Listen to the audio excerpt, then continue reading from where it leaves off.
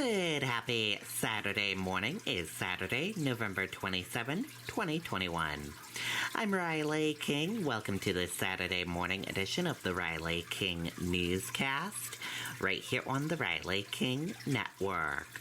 We have a lot of news to get to this Saturday morning, so let's get started right now. First step, Route 4 reopened in Northwood after crash.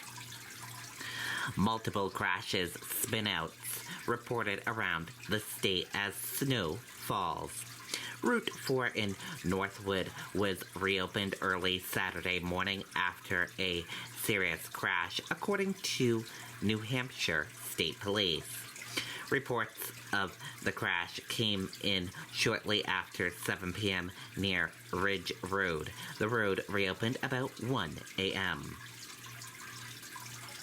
State police reported wires came down in the crash. No other details about the crash were released. Multiple crashes and spinouts were reported across the state as snow fell. In a tweet, the New Hampshire Department of Transportation said people are safer at home in a storm.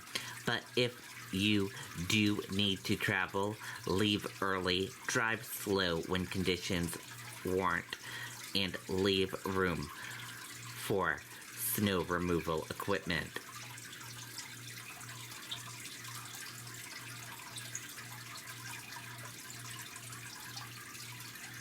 Police in Hampton, Plastow investigating thefts from vehicles. Let's take a listen to that video from WMUR News 9. Tractor has been in our family since 1955 when great-grandfather Pearlie and our grandfather George decided to sell tractors out of the...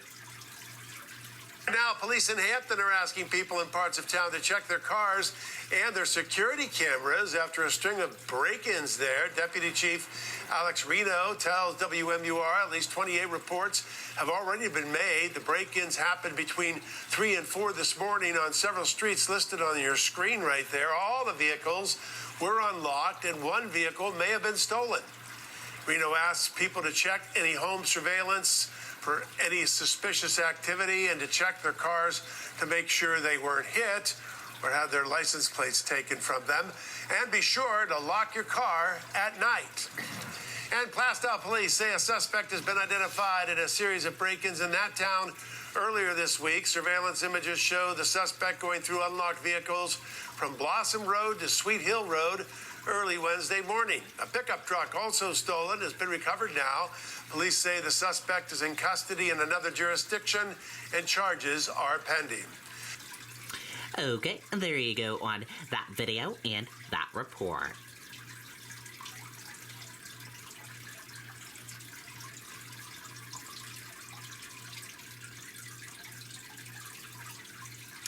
New Hampshire, Vermont asked to test deer for COVID-19. Antibodies for the virus have been found in deer in other states.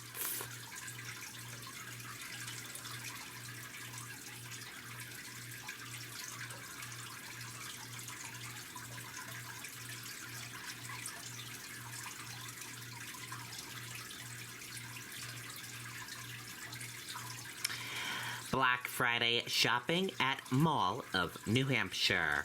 Let's take a listen to that video from WMUR News 9. Retailers are noticing a big difference between this Black Friday and last year when more shoppers decided to minimize their public exposure to COVID-19. It's been building all morning, and there's a lot of shoppers out, and people are actually shopping. They're looking for items as opposed to last year where they were just coming in and leaving really quickly. Some could barely contain their excitement as the season officially hits holiday overdrive, making their wish lists and checking off key items. Yeah, how about the candles? The girls? In here. According to the National Retail Federation, an estimated 108 million Americans are looking for deals today, and 64% of them are likely to do so in stores as opposed to online. That's up from 51% last year amid the pandemic. Consumers are very healthy. They've got $4 trillion in savings on the sidelines. They've paid down debt. We've seen $5 trillion of fiscal stimulus. The Federation also says 46% of holiday shoppers started their process earlier than usual this year. They identify that as a trend that's been growing for the last decade, but is seeing a bit of a boost amid concerns over the U.S. supply chain and fears some presents may not make it in time to go under the tree. Adam Sexton, WMUR News 9. Okay, there you go on that video and that report.